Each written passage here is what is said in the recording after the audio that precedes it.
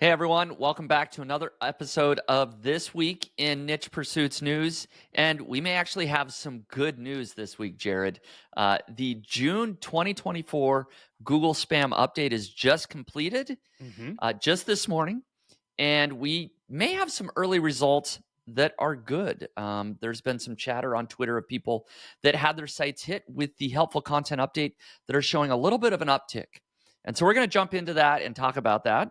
So we're going to lead off with that, but there are a couple other news stories, some Google updates, things they're testing out, some tweaks that have rolled out or potentially will be rolling out here shortly that we're going to dive into, and we'll discuss whether it's a good thing for publishers or not. One of them definitely could be a very good thing for publishers, so we'll jump into that. And then, of course, we've got our side hustles that we're going to discuss. I'm really excited to talk about my side hustle because I've had a couple of things go really viral on a Facebook page that I have. And so I'm going to share exactly how much money I've made and some of the stats behind that and kind of what I'm doing a little bit.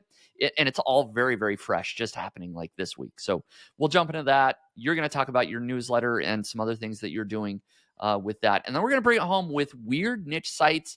And I'll just tease that earlier today you said you think you're going to have the weirdest site ever presented I'm pretty on the confident in that. podcast today. I'm pretty confident in that. I think that we have the weirdest of weird situations that we're going to go through. And not to over tease it, but if you've ever stuck around for a weird niche, today's the day to stick around for it. So stick around to the end because all I know is the domain. I just pulled it up. I haven't even looked at it. I don't know what it is, so I'm going to be just as shocked as you. And so, Jared, we're gonna put you on trial here to see if it really is the weirdest niche site. So stick around to see if Jared lives up to his words there. But having said all that, let's go ahead and jump into the news. And first of all, Jared, welcome back from vacation. I think you were hiking in Zion's National Park, was it? I think on this day, last week at this time, I was in Bryce Canyon National Park, and then we moved on to Zion. So we did a doubleheader, both of those beautiful national parks in southern Utah. Wonderful trip. Could be back, but great R&R. A lot of time outdoors. Yep. Oh, that's the way to do it. Those are my kind of vacations. We love hiking. We love being outdoors. And so we were just in Bryce earlier this year. That's right. Beautiful. Yeah. So stunning. Welcome back. Welcome back to reality. Tell me about it. So as of this morning, I've just pulled up the status dashboard. The June 2024 Google Spam update has completed rolling out. They said it would take about a week, and believe it or not, it has been a week. So they did it in the time frame that they said. And it's interesting because we know that this targets spam. And they don't say a whole lot else other than, they lead you to their general spam guidelines. I did a majority of the last week's podcast was talking about this update, so people can listen to that. But on Twitter, there's been a little bit of chatter of people seeing potentially some good results, and I think maybe related to the spam update. The time frame all lines up within the last week. People are starting to see a little bit of an uptick here, and so I thought I'd share some of these results that we're seeing, and then, of course, get you to chime in, Jared, here. But Niche Site Lady, always fun to follow on Twitter here. She says, basically, hey, I'm seeing an uplift since the latest Google update started rolling out, and she's asking if anybody else has seen that as well.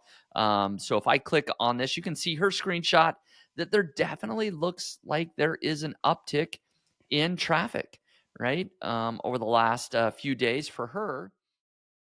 Do you ever get stuck in your business and wish you had someone you could turn to for solutions? Well, I think you should consider joining the Niche Pursuits community. You'll get weekly calls with experts on growing a successful online business, and you'll also get assigned a small mastermind group where you can solve your business problems as well as share your wins. For a limited time, I'll let you try out the Niche Pursuits community for just $1. Go ahead and use coupon code PODCAST at checkout in order to get your first month for just $1.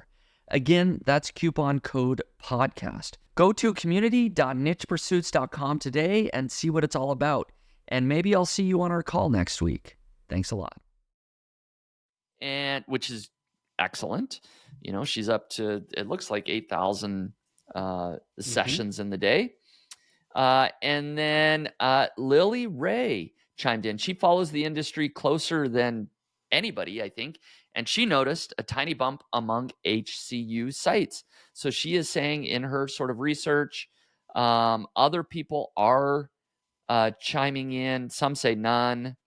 Carl Broadbent says same, but he's talking, 5% Right. increase. Ricky Willis says there's definitely some movement happening and shows an uptick, tiny uptick. James Griffin. And as you scroll through this thread, you sort of get similar sentiment here that, there we go, that some people are seeing upticks, others are not seeing anything, yada, yada, yada. So very interesting to see that there are some people that were hit by the HCU that do show a little uptick, a change in direction. So I'm going to take that as good news. What do you think, Jared? We're waiting for someone to show recovery, right? Like that's kind of the overarching goals in industry. It is, are we recovering? That would be great if each of us could look at our GA or our GSC and say, oh my goodness, there's uptick. But I think as a whole collective group of content creators, it would just be nice to see signs of recovery somewhere. Perhaps this is them. Too early to probably tell. We know this stuff can get flipped. This is a screenshot that's a couple days old. I should have messaged, we should message niche site lady maybe before to get an update. Didn't get around to it, but in general, it's great. I mean, have you checked any of your Search Console data for any of your niche sites that had some HCU challenges? I did. I looked this morning. I personally did not see any change. It was all the traffic looked to be pretty much the same as it was last week. So I didn't see a small uptick on my sites. What about you? Any I mean, I changes checked a for few you? of them. There was one that, maybe a small uptick, Hmm. maybe another one flat. So not much, no. Certainly, like I echo kind of a bit of Carl. It's like if you zoom in for like the last 2 months, it's like, oh, maybe there's an uptick. And if you zoom back like a year, you're like, there's no uptick because you lost so much. But still, we're looking for those little green shoots, as hope for what could come in the future. And also fascinating that why would it take a spam update for the H? Like that doesn't make any sense either. But we could noodle on that for a while, but perhaps just leave that. Yeah, I mean, it's one of those things that I feel like we need to just share good news when we have it. We're just hoping that somebody is seeing, their site turn around a little bit, and this is a little bit of glimmer of hope. So this is maybe the first time I've seen some sort of stats, or even like somebody like Lily Ray chime in and say, "Hey, I am seeing a small little bit of an uptick for HCU impacted sites." So if you were impacted by the helpful content update, check your stats, right? Sometimes the last day of the update, like today, Mm-hmm. is really when you see the real results. So it might not be until tomorrow or the next day when you can look back and see that, And oh, actually, I am seeing an we're all update. dealing with GA4, which is delayed data by a day or two. GSC's always Exactly. been delayed by a day or two. So unfortunately, you can't do that real time.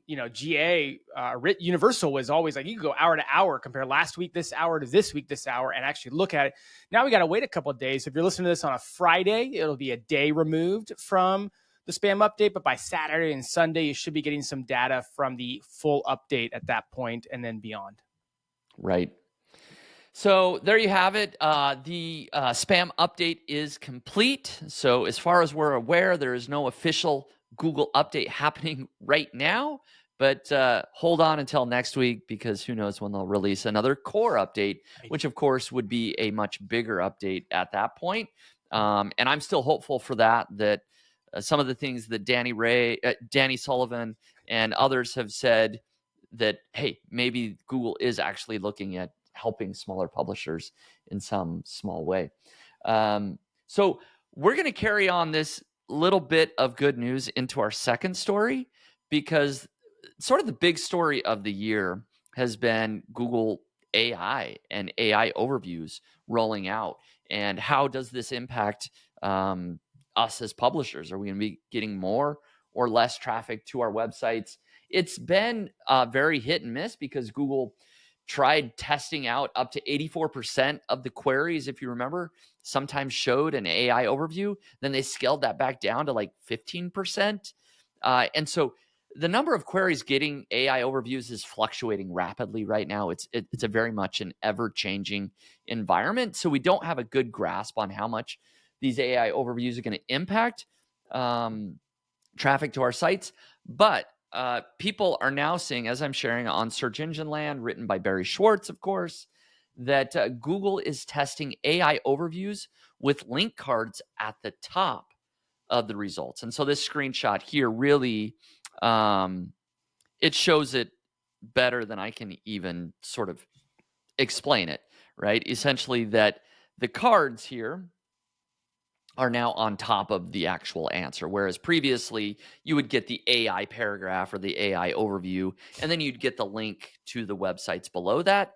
It looks like they're testing the cards on top, which is great news for publishers because, as anybody knows, the closer you're listed at the top, the more likely you are to get the clicks. So hopefully we'll see that actually rolled out. I think that would be a good thing. Yeah, I mean, they're constantly testing things. People are constantly kind of grabbing screenshots and surmising about stuff. Google did confirm this is a real test. So they did confirm with Search Engine Land that it's a test. And why does it matter? I mean, you kind of called it out, but like if they put links above the fold and above their condensed answer, it stands to reason with high significance that will lead to more clicks. And then it really becomes in your screenshot. For a desktop view, there were 3 link cards above the fold.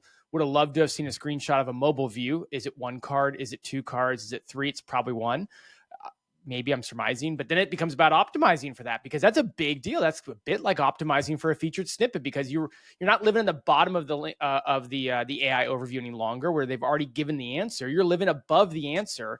That'd be fantastic for publishers. That would almost feels like the best case scenario in a future world of AI. Right, exactly. So websites would go from something like this, right, with the AI overview at top, and it's kind of hard to even find a website to click on down at the bottom, to potentially something like this, right, that has the 3 cards right at the top above the answer. So they're testing that out. It like you said, Google's confirmed this is a real test. We don't know when this would roll out and how frequently this would show up, but it's part of the ever-changing environment here with AI overviews and potentially good news, right? That would be great because that would mean that Google is not just stealing all the traffic from web publishers, but hey, we're actually putting your website above the answer, sending traffic to your website for you. So. How far we've fallen that we're getting excited that Google has stolen our content, but given us credit before they publish it. Yeah, we're grasping at whatever we can get here. Is basically what it goes. The complete flip side is, Spencer, I don't know what's going on with this podcast. We have just had 2 positive stories in a row on the news podcast. That hasn't happened since I don't even know when. Has that ever happened? I'm not sure. It feels like it's been a while. Long enough ago. Since before September 2023. Yeah, that's a good point. Probably is the last time. So we're trying to keep it a positive today, positive outlook on life. And there's a couple other sort of related stories, that Google is sort of testing out other things that maybe aren't quite as positive. But we'll save those for another week. And this last news story is perhaps debatable whether this is a good thing or a bad thing for publishers. I've heard people say that they like it. I've heard people say they don't like it.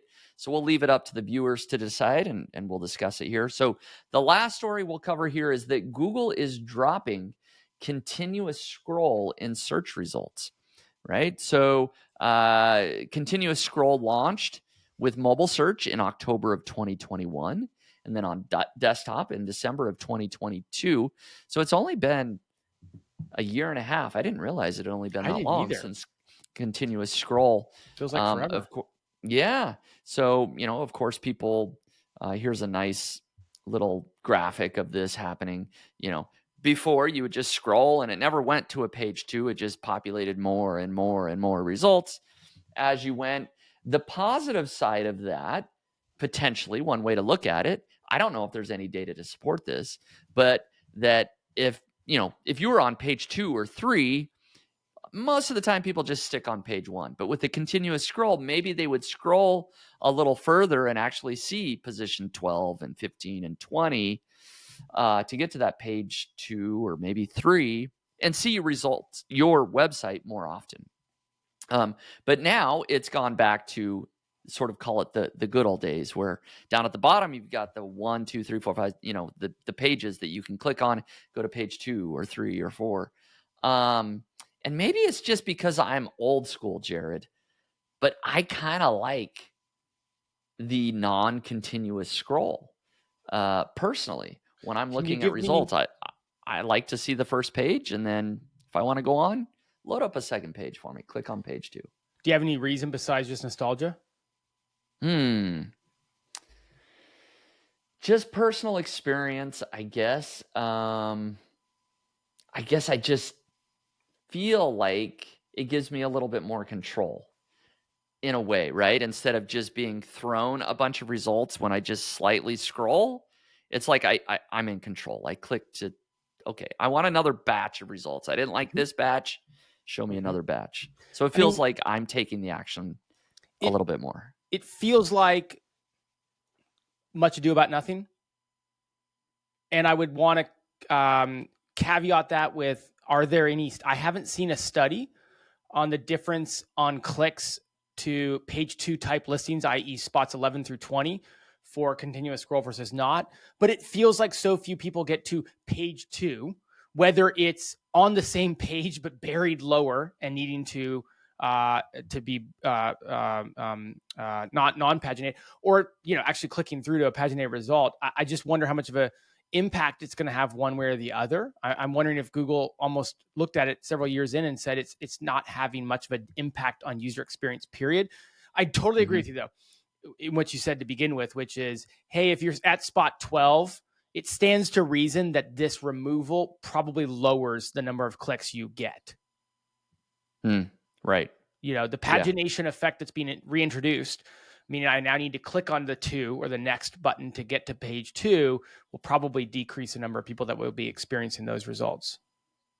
That's very possible. That's sort of the logical conclusion, right? This seems to beget some data studies that I'd love to see. I don't know if people have done those or whatnot, but that would really kind of put all this theorizing to bed, because I do wonder about that, And, you have to imagine that somebody's going to jump in, whether it's a Mike King or somebody else, to do an in-depth study to kind of look at these types of things. And I was just wondering, well, why did Google make this change? And the reason that they said is in this paragraph here on Search Engine Land. It says, Google said this change is to serve the search results faster on more searches, instead of automatically loading results that users haven't explicitly requested. Loading more results automatically didn't lead to a significantly higher satisfaction with search. Google also told us. So there you go. I didn't see that, but kind of speaks to what I was saying a bit. Like, I just don't know if removing the pagination had a big impact on the user experience for people. It doesn't look like it. And it looks like it essentially required a little bit more computing power, if you will. It was loading more results without people requesting it. And so Google's going to, save that energy, save that processing power a little bit until people have requested that. So hey, there you go. Every dollar they can get. We know that. They love those dollars. They're hurting. Not their stock price, but everything else. That's right. Got to reinvest in AI. We do know invest in there. Serving the AI results certainly is costing them a lot more than prior. That is true. Fair enough. Well. If they think that that's actually vital to their survival, it's definitely costing them more to do. It is. So there you have it. We went through the news items, I would say relatively quickly here. Well, good news, just there's not much to talk about when it's good news, Spencer. That's why you always cover bad news, right? Exactly. There's just so much more to cover. But I wouldn't say anything groundbreaking, but every week there's little updates and changes that impact publishers. So we're here to cover it. So we are going to go ahead and move into our next section here, our Shiny Object Shenanigans.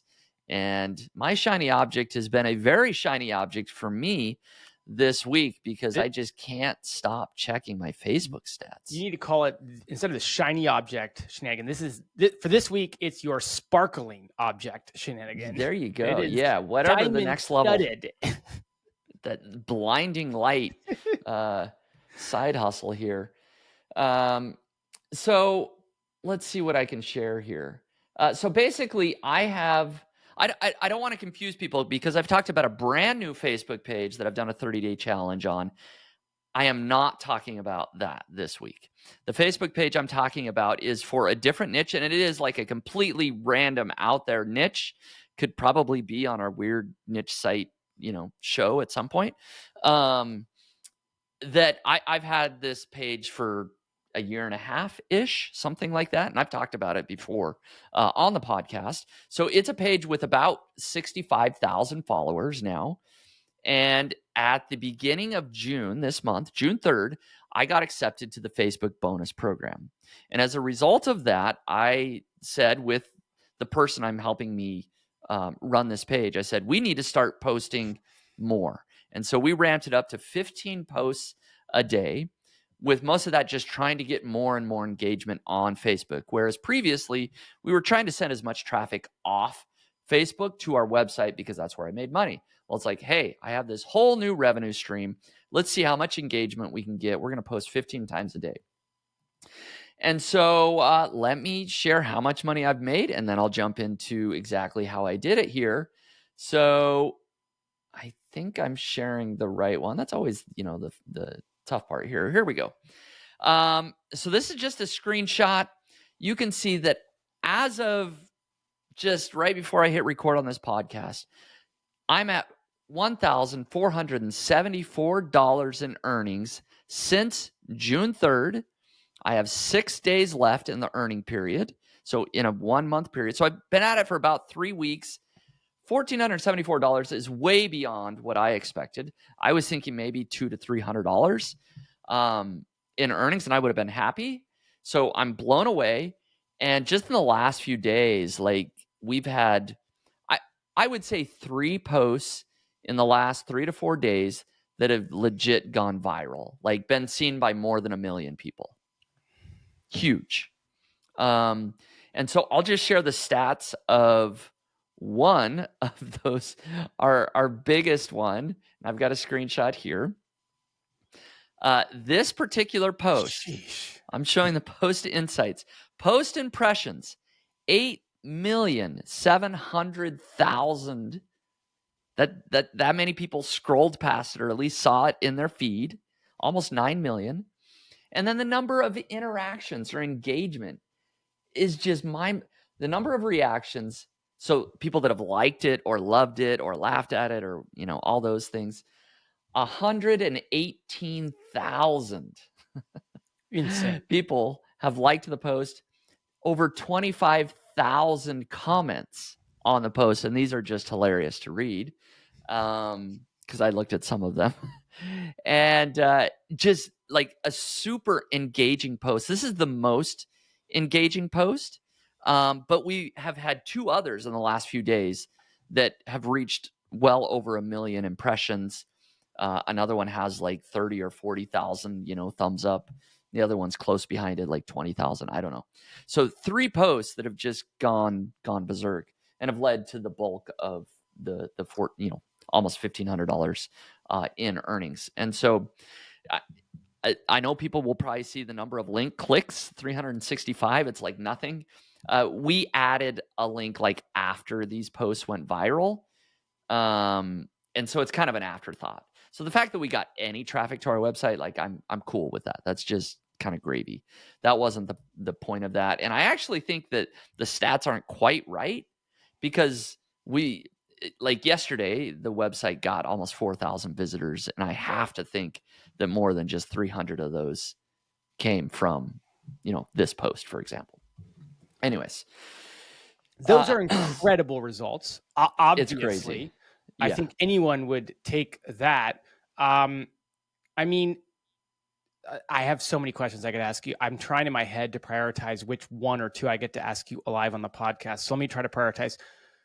For you and your team, like, how are you coming up with, how are you conceptualizing the different types of posts you're making throughout the day? Like, how did you land on something that struck gold like this? And you don't have to be specific to give away that specific niche, but just in general, like, how does someone start to ideate around all this stuff? Yeah. So part of it is that we are in a very specific niche, right? So if you're in a specific niche, let's just call it, let's say you have a Facebook page on 90s basketball, right? Okay. Yeah. Whatever it is. Or even if it's broader, just NBA fans, right? Focus, you're going to be very focused on, a specific thing, NBA basketball, 90s basketball. One thing that we do is we follow a bunch of other Facebook pages and we see the types of things that they're posting, or we're doing a lot of research on Reddit and maybe even Twitter or Google, right? Wherever we can find things that are happening in the niche. And it doesn't have to be news, but just things that have been said about 90s basketball, right? So you might see that, somebody posted something funny about Larry Bird. I'm going to take that same idea and repost it on my page. So a lot of the ideation is just reusing what's been used in other places. We aren't necessarily creating all the memes ourselves. We're taking an existing meme, maybe tweaking it, maybe not, but just commenting on it, right? Posting and saying, writing a sentence or two and saying, what do you think about this? Right. And we did a community call with the Niche Pursuits community just a couple hours ago. And I talked about this a little bit more in depth. And one sort of concept that I shared, that if people want to hear that whole call, of course, they can join the community. But one sort of concept is just thinking about the demographic of Facebook users. They tend to skew a little bit older, and they like to kind of remember the good old days, right? So any like imagery or comments or thoughts you can say that might make them remember what it was like to be in the 80s or the 90s growing up or whatever, that type of thing can generate a lot of interaction, right? So just thinking about the general demographic of Facebook, they tend to skew older, they're bored, they want to be entertained, and your specific niche. And if you can kind of marry those, you might have a winning combination there of a post that can go viral. My second question. Okay. Is there any you said you have had several hits. Is there any correlation? Yeah. Are they the same kind of post? Is there any correlation? Are you seeing, are you and your team kind of going like, let's do something similar and similar and similar and kind of slowly refining it? Or is it more just scatter 15 different types throughout the day, and every single time one goes viral, you're like, wow, didn't see that one coming, but cool. Yeah. We are posting 15 times a day, and they tend to be kind of all over the place. Like we kind of share news for our niche, or we share like old stuff that happened decades ago.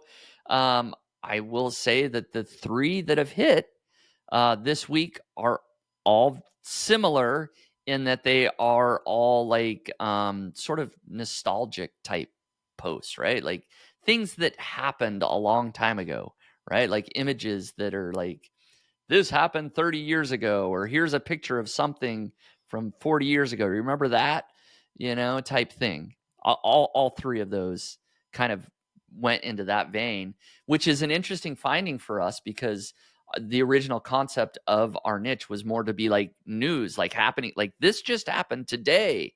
And we still do that. And some of those do decent, but the ones that have done really well is like, this happened 40 years ago. Check this out.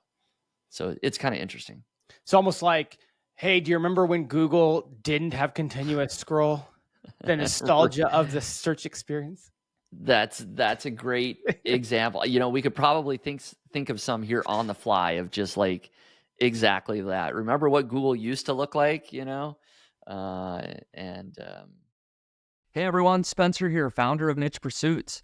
So you probably know the importance of building internal links so your site can perform well in Google. Today I want to share how Link Whisper can help you add outbound internal links to your articles. As you draft your article in WordPress, Link Whisper scans your site, identifying the best internal link opportunities. It then recommends the perfect anchor text and link to add.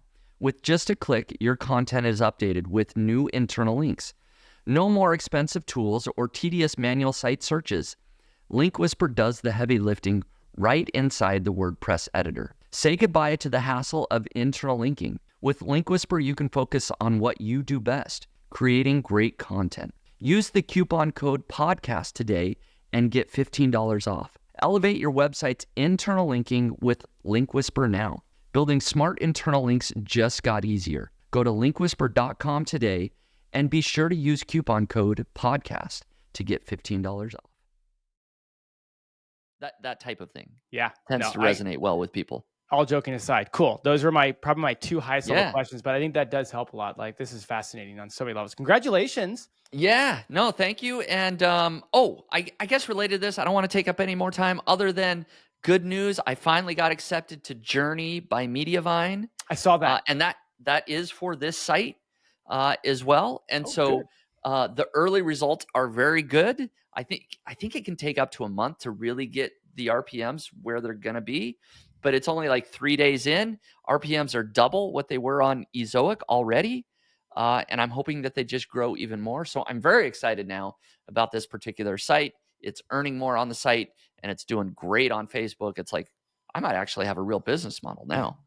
And I bet the person you have working on this feels like $1 million right now. Oh, she's loving it. She's so excited. I could talk for like 30 minutes about her and how excited she is. It's a cool story because she's been working on it for a year and I've been threatening, like sadly threatening, like I love the work you're doing, but this business isn't making enough money to pay for you. And so we've been holding off for like month after month. And it's like, I love what you do. You post such great stuff. She's going to make her money this month, right? Like she's hitting her number. And so it's like, okay, well, we can keep doing this. And she's thrilled and I'm thrilled. So it's good. Wow. Congrats. That's awesome. Thank you. I have nothing good in the revenue department to report with my, with my side hustle, but nonetheless, we're still more in the building stages. Like rewind like a year ago with you in this Facebook page. We're talking my kind of my newsletter again, just really quickly bringing people up to speed, taking a site nailed by the HCU, had several hundred posts on it, using Facebook to drive leads for the newsletter, and then email people continuously with links to the website, get them there, make money on ads, launch a digital product, use Facebook organic to also drive traffic to the site. This is all in play. That's all in process thus far. Not really any revenue to report. We can get into that. But this week, we were able to launch a process for another traffic source, this one coming from Pinterest. And so that is off the ground. The site is very well primed for Pinterest. Very visual niche. And so what we did is, Tony Hill released a Pinterest course about a month or so ago. And I was able to use that to build out our kind of updated Pinterest process. And so we're going to go at it that way. Now, we're only pinning. So we've only been doing this for 3 days. We're recording on June 27th.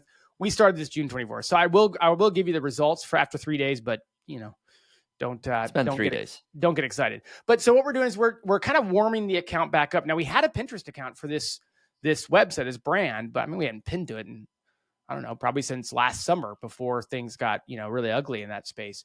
So we're kind of ramping it back up or building it back up. We're doing about 10 to 15 pins a day.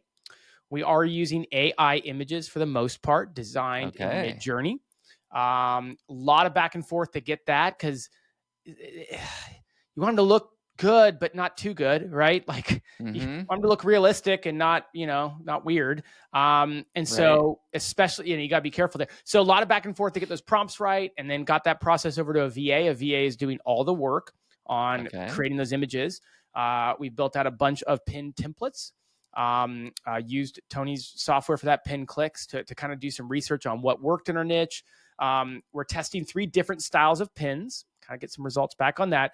And we're going to ramp up as many pins as we can do in a day, really, that we're getting better results on. So kind of like you got accepted to the program and then went up to 15 posts a day on Facebook.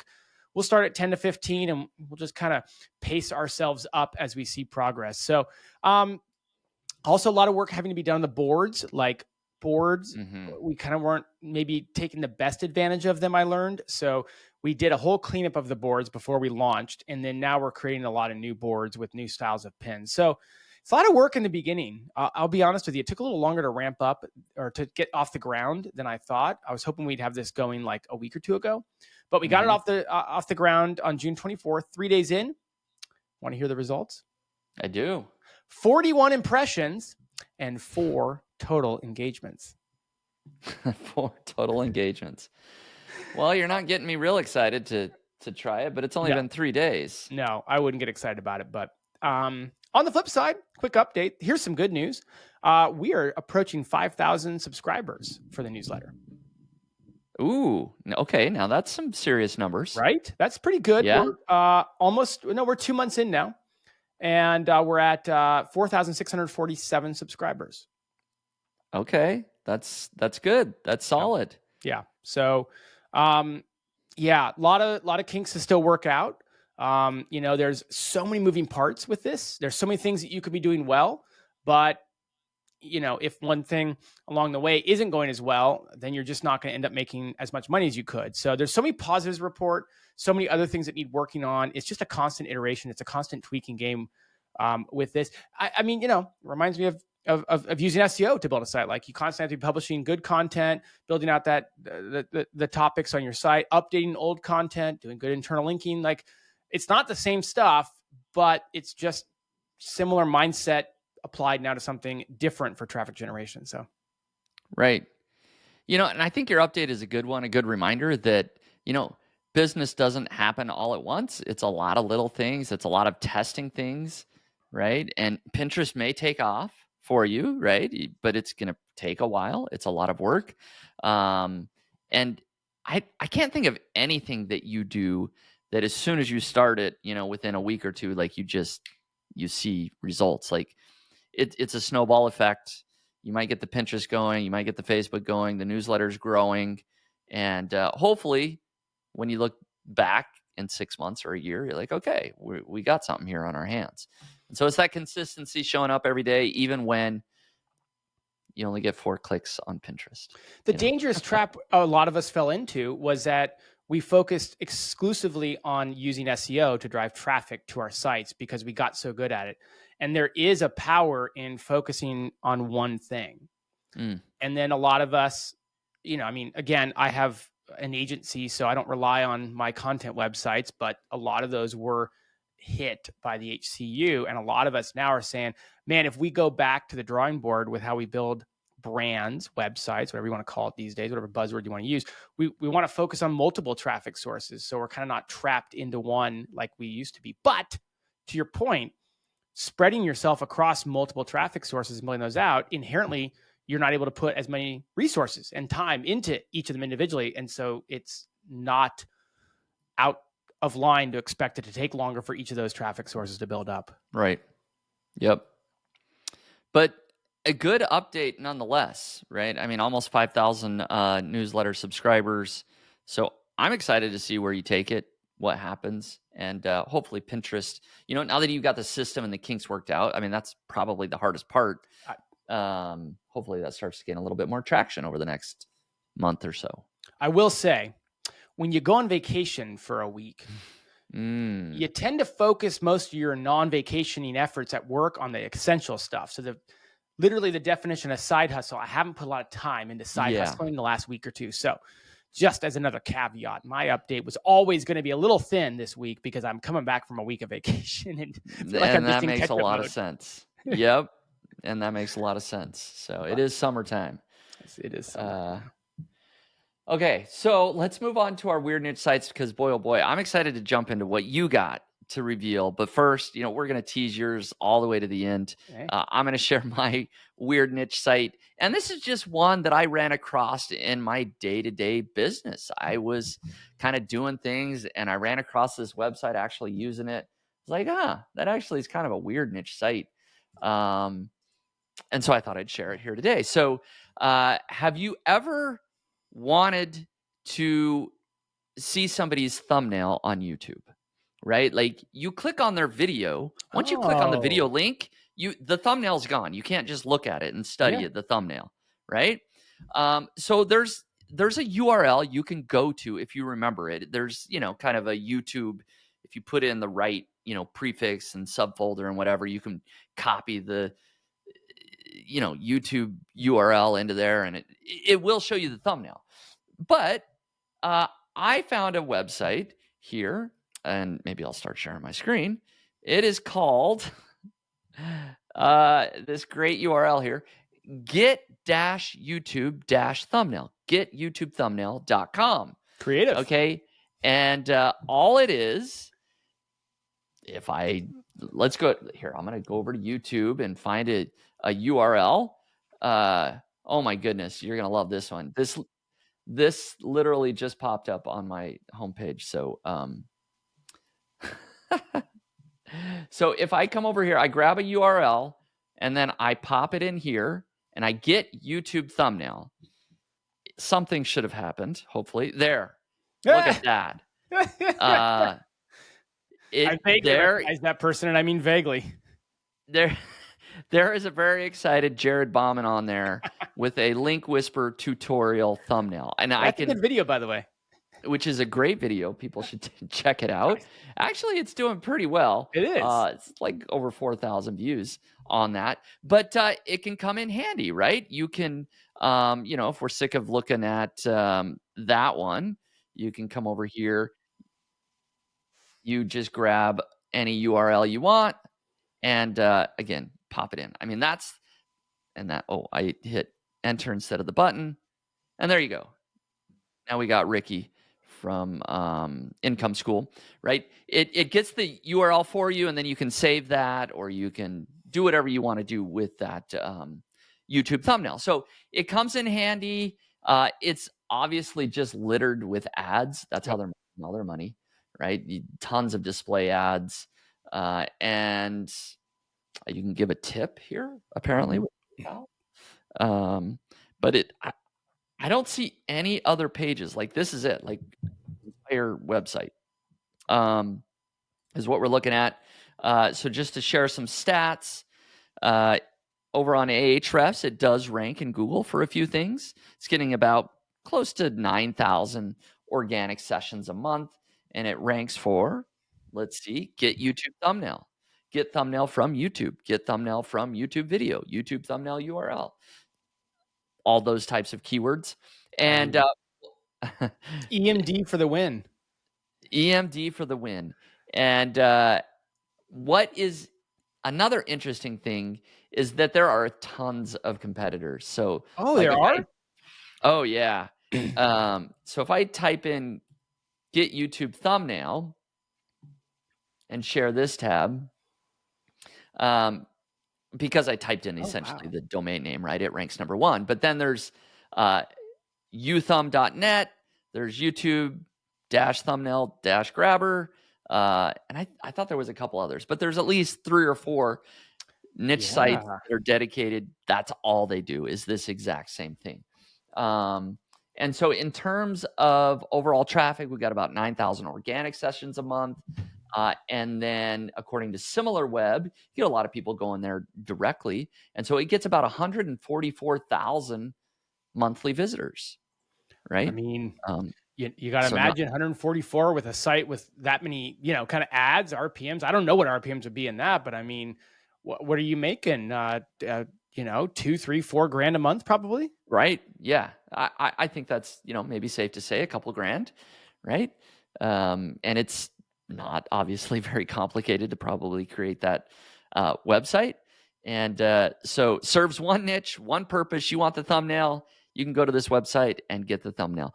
I found it kind of handy because I've often, when trying to create thumbnails for my own YouTube channel, it's like I want to see what other people are doing and what's working well on popular videos. And so I grab their thumbnail, I kind of look at it, and maybe I'll send it to my designer, say, hey, I kind of like this half of the thumbnail on this one. I like this half of the thumbnail on that one. Can you kind of do something and make it, semi-original?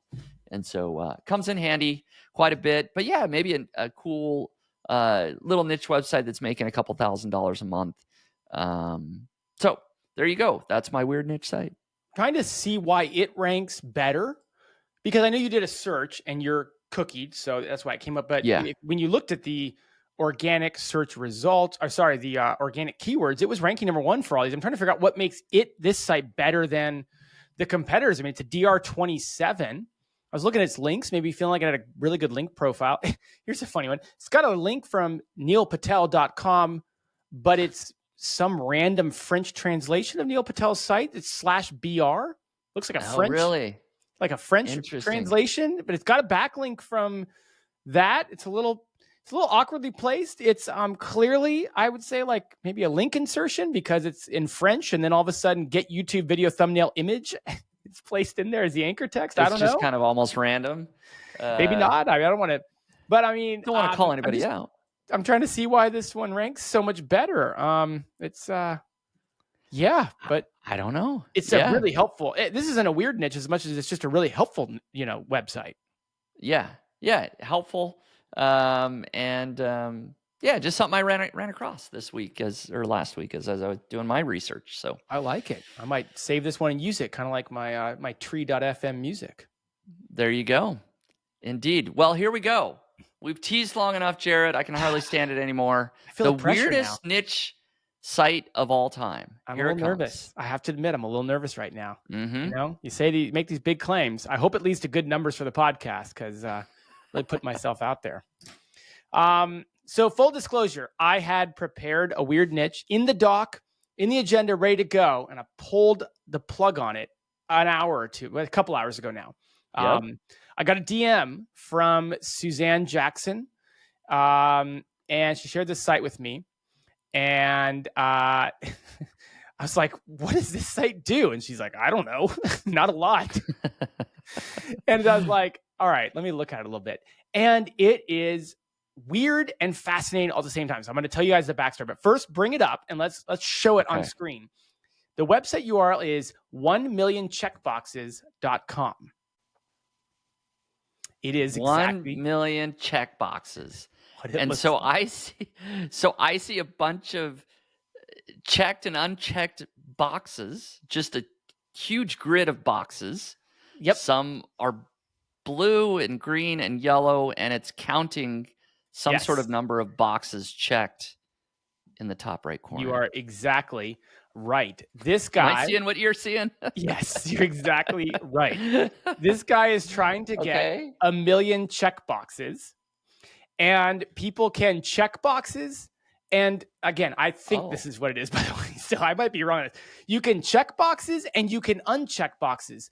The number in the upper right is keeping track of how many total boxes are actually checked. And his goal is to get to 1 million check boxes. Now, I've watched this throughout the last 3 or 4 hours. It's been as low as 250,000 and it's up to 687,000. It was as high as 900,000 earlier. I don't know if it's swung over to the million or not.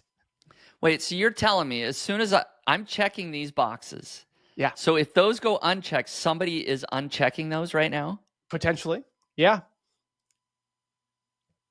That's interesting. This is just what possesses someone to think of this website?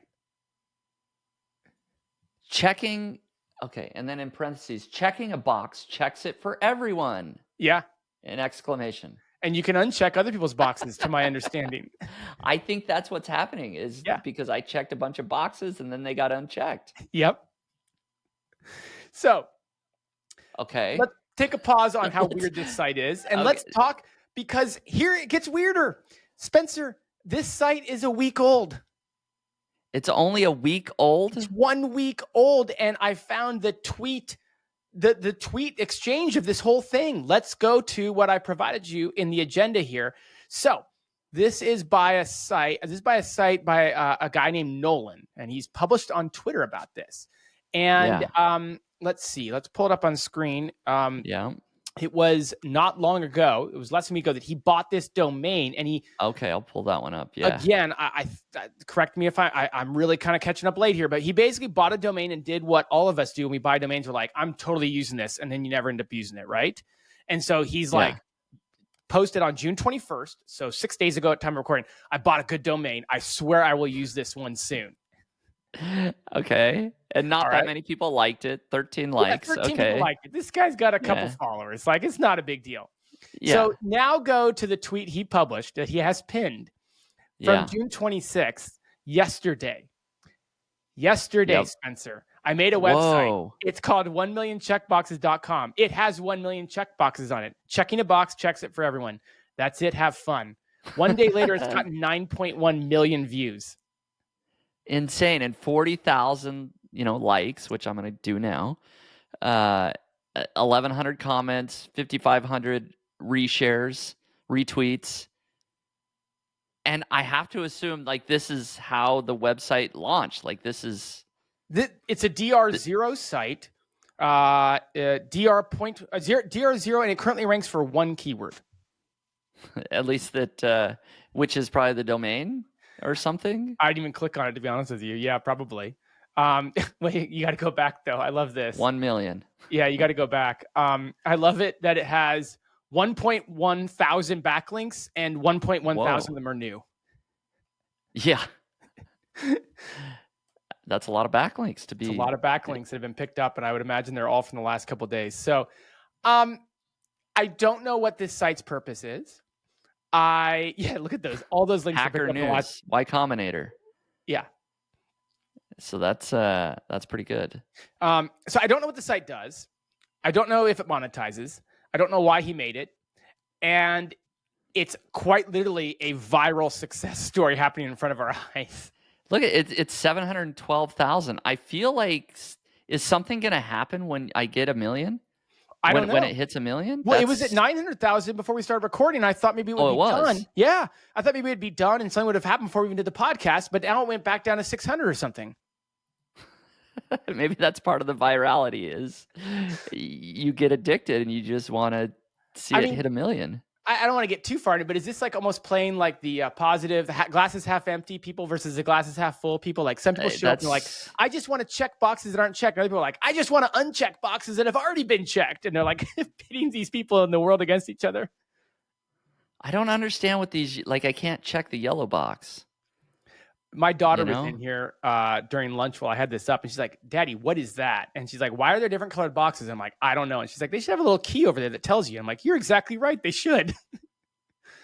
And you have to scroll all the way down, and you can type in a box number. So let's put 750,000. I don't know which one is it. Which one is that one? But those don't seem to be changing very rapidly down there. No, well, that kind of makes sense. Yeah, is everyone is at the top? Yeah, so you can really do some damage down here. This is really this much. Okay. Oh, wait, okay. What is? Oh, okay. Whoa. Keep going. I don't know what just happened, Jared, but okay, that's the cherry on top. This is the weirdest niche site we've ever had on the podcast. Do you agree? I'll give it to you. I'll give it to you.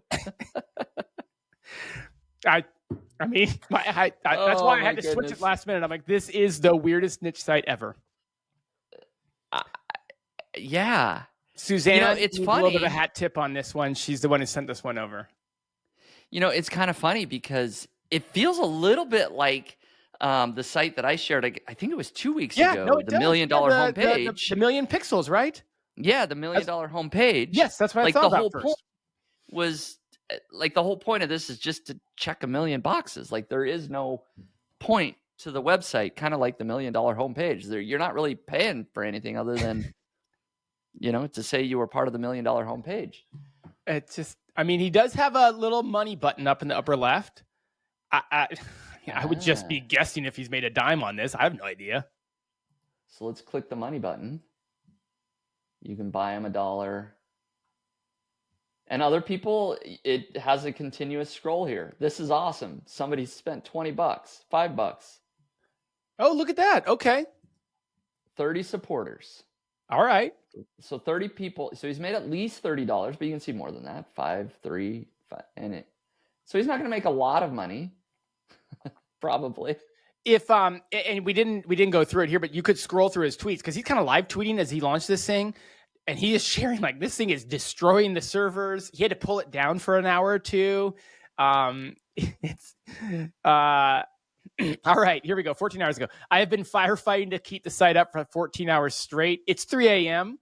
You just scrolled past it. Sorry, I was reading it live. Whoops. Sorry. Oh, there you go. It's 3 a.m. I'm going to try to get some sleep. Everyone just don't check too many check boxes for the next few hours, okay?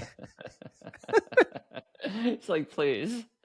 9 hours ago, so 5 hours later, what did I tell y'all? 14 hours straight working on this thing to keep it up. The final thing I'll point out, and then we can kind of, but go up to the top, Spencer, to his profile. Like, you'd think with all this, he would have picked up a few more Twitter followers. Yeah, 3,800 followers, But anyway, his main website appears to be. He has some other games. Yeah, he has some other games he's made. Yeah.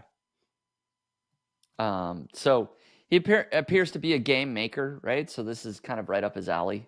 Talk, paper, scissors. That's cute. So he's made quite a few, 10 or so different games. Yeah. He's got a newsletter. What's my deal? You go. What's my deal? What does he do? He builds weird stuff on the internet. Building games. Yada, yada, yada. That's what he does. All of his work. Anyways, you could check it out. This is cool. We could probably pull one or two other weird niche websites probably from other games that he's done. So if you remember to bookmark this in the future, maybe you can use this. Well, there you have it. Okay, so the weirdest That's a fun niche one. yet. It could be. We need to we need to check back into the million check boxes because maybe it'll die in 2 weeks, but maybe it'll just explode, right? So we should check back in a month and see if it's getting traffic or what's happening there. I agree. Yeah, boy, I don't even have really many words left to say. Yeah, it's always fascinating to see, like, there's just random stuff you can build a niche website on. People get fascinated by it. They'll follow along. Maybe he's not going to make a lot of money. Maybe he should put some display ads on his site or something and make some money. But it does get the wheels turning for, like, okay, maybe I could think outside the box and the box. There you go. And build something that could actually work and people would find fascinating. So yeah. Good find, Jared. Way to go. Well, thank you, Suzanne. But yeah, that one definitely checks the box for weird niches. It's hard to avoid the puns on this one. You leaned into the pun and I had that one in the back of my mind, so I had to go there. There we go. Well, we'll leave it at that. Thank you, everyone, so much for listening in today. Hopefully you've enjoyed the news, and we'll be right back here next week. See you guys next week. Thanks. Hey there. Thanks so much for listening to the Niche Pursuits podcast. Did you know that Jared and I are members of a private group called the Niche Pursuits Community? And today I want to share with you how you can join for just $1. The Niche Pursuits Community is a private members area for niche online publishers to mastermind and grow their businesses together. We hold weekly calls live with experts where you can ask questions. These experts share tips on Amazon Influencer, Google Discover, building email newsletters, getting traffic from Facebook, and other strategies to grow your online business. You'll also be assigned a mastermind group of 4 or 5 other people in a similar stage in business as you. Dive deep into your business issues and get your problems solved. If you use coupon code PODCAST at checkout, you'll get your first month for just $1. Go ahead and give it a try. Come join me, Jared, and lots of other digital entrepreneurs inside my private group at community.nichepursuits.com. And be sure to use coupon code PODCAST. I'll see you on the inside.